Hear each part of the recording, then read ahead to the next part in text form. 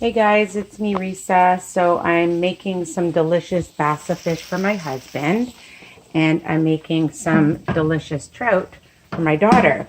And we love tartar sauce. 2 ingredients: Hellmann's light mayonnaise and some delicious relish.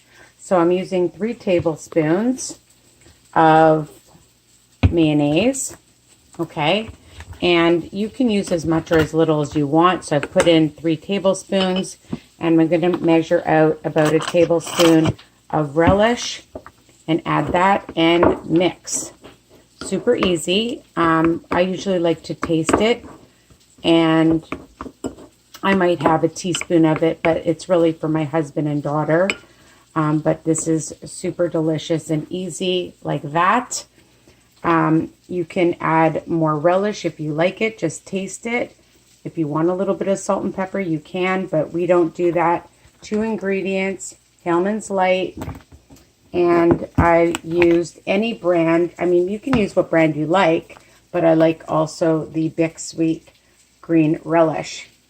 So that's it. Super easy and delicious to add to your fish. All right, and continue to subscribe and share and check out all my other recipes. Don't forget to ring the bell option so that you can receive all my recipes by email. Take care.